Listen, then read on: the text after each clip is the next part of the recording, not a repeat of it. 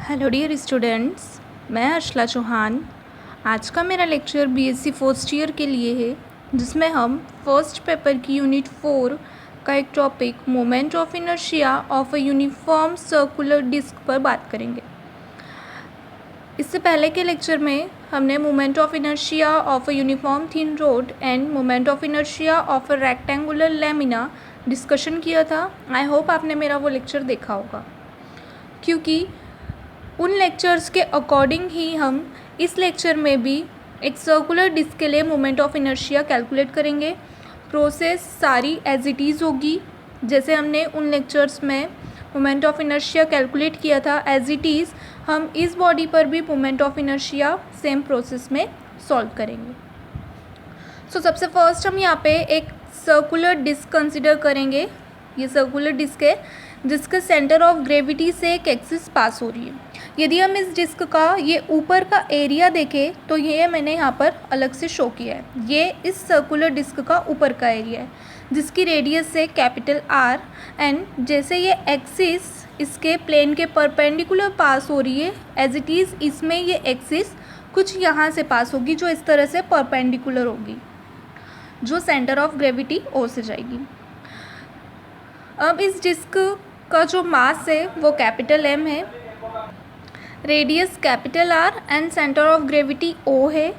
यदि हम इस सर्कल का या इस डिस्क का मास per unit area find out करें तो वो हो जाएगा mass per unit area of disc is equal to m upon pi R square. क्योंकि एक सर्कुलर डिस्क का जब हम एरिया निकालते हैं तो ये सर्कल है और सर्कल का एरिया होता है पाई आर स्क्वायर।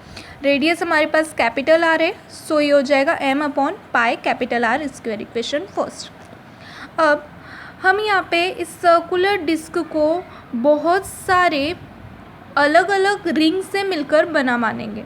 हम ये कंसिडर करेंगे disc can be considered to be made up of large number of rings. Consider one ring of radius small X and width D X. यहाँ पे ये डिस्क बहुत सारी रिंग से मिलकर बनी है, ये हमने माना, और इसमें से एक रिंग जिसकी रेडियस है स्मॉल एक्स और इसकी विड्थ है डी एक्स, हमने ये भी कंसिडर किया।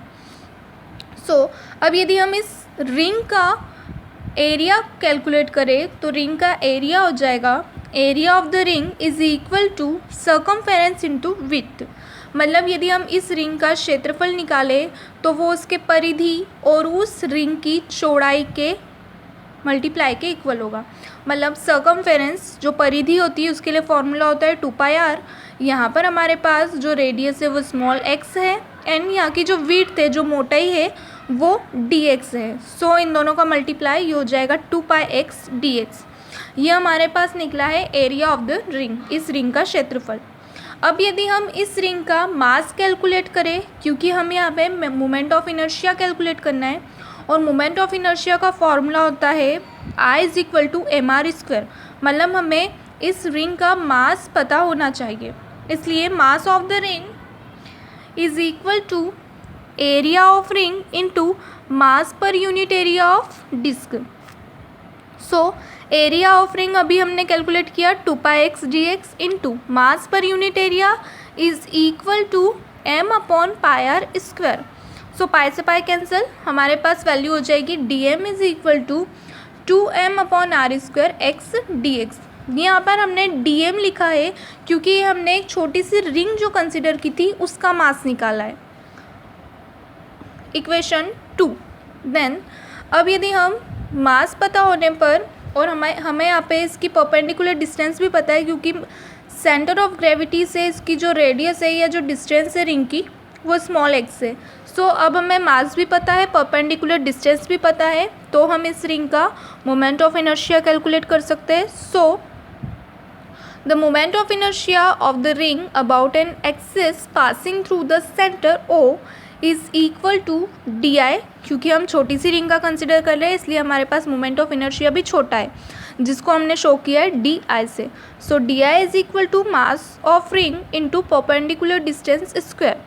सो मास ऑफ रिंग हमारे पास इक्वेशन 2 एंड परपेंडिकुलर डिस्टेंस हमारे पास है x, देन इसका मल्टीप्लाई हो जाएगा D I is equal to 2m upon R square X cube D X, equation third. जैसे ही हमारे पास इस सर्कुलर रिंग के लिए मोमेंट ऑफ इनर्शिया आया है, इससे हम पूरी डिस्क का मोमेंट ऑफ इनर्शिया कैलकुलेट करेंगे.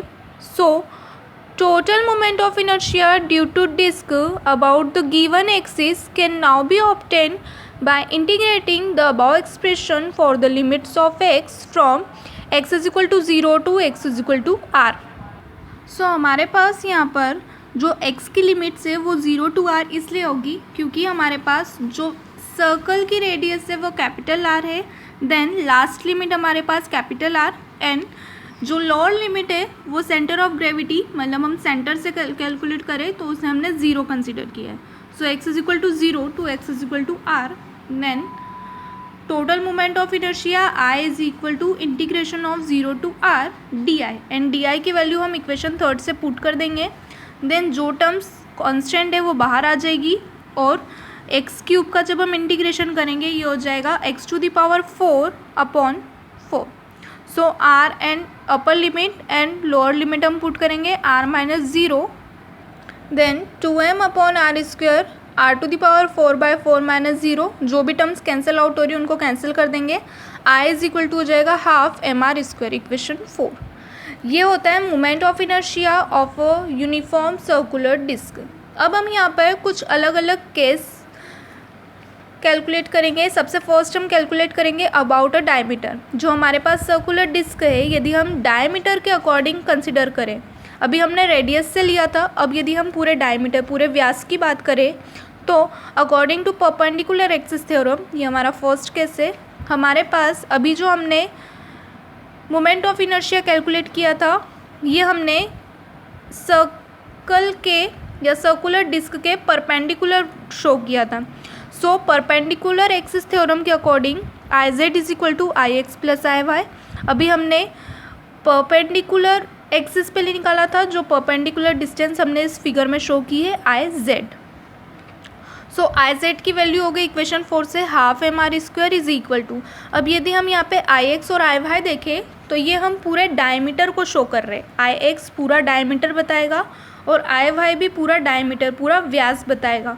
सो हम यहाँ पे लिख देंगे I D plus I D, मतलब diameter of moment of inertia और ये भी diameter of moment of inertia. So I D plus I D मिलकर हो जाएगा 2ID एंड यहाँ पर जब हम इन दोनों की वैल्यूज़ निकालेंगे I D is equal to हो जाएगा 1/4 mr स्क्वायर इक्वेशन 5. तो जब हम मोमेंट ऑफ इनर्शिया डायमीटर के रिस्पेक्ट में निकालेंगे तो हमारे पास मोमेंट ऑफ इनर्शिया हो जाएगा 1/4 mr स्क्वायर. देन हमारे पास केस सेकेंड है अबाउट अ टेंजेंट. जब हम इस सर्कल के टेंजेंट यदि मोमेंट ऑफ इनर्शिया कैलकुलेट करना चाहें, मतलब इस सर्कल के बिल्कुल स्पर्श रेखा पर, तो according to parallel axis theorem हम जानते हैं कि यदि हमें ये टेंजेंट हमने यहाँ पे ड्रॉ किया है जिसको हमने नाम दे दिया AB, यदि हमें इसके रिस्पेक्ट पे यदि मोमेंट ऑफ इनर्शिया कैलकुलेट करना है तो हम सेंटर ऑफ ग्रेविटी से एक मोमेंट ऑफ इनर्शिया कैलकुलेट कर लेंगे या सेंटर ऑफ ग्रेविटी से एक एक्सिस ले लेंगे और अब हम यहाँ पर लगा लेंगे पैरेलल एक्सिस थ्योरम, जिसके अकॉर्डिंग हमारे पास आ जाएगा 3/2 mr स्क्वायर. एंड यदि हम इस एक्सिस को यहाँ पर ड्रॉ करें स्पर्श रेखा तो हमारे पास मोमेंट ऑफ इनर्शिया आ जाएगा ये. आप चाहे तो इसका स्क्रीनशॉट ले लीजिए. सो आई होप आपको ये लेक्चर क्लियर होगा कि किस तरह से हमने moment of inertia of a circular disc calculate किया है और इसके लिए हमने अलग अलग केस देखे जो उसके डायमीटर और उसके टेंजेंट के रिस्पेक्ट में है. सो अगर आपको लेक्चर अच्छा लगे तो प्लीज़ लाइक और शेयर ज़रूर कीजिएगा. Thank you.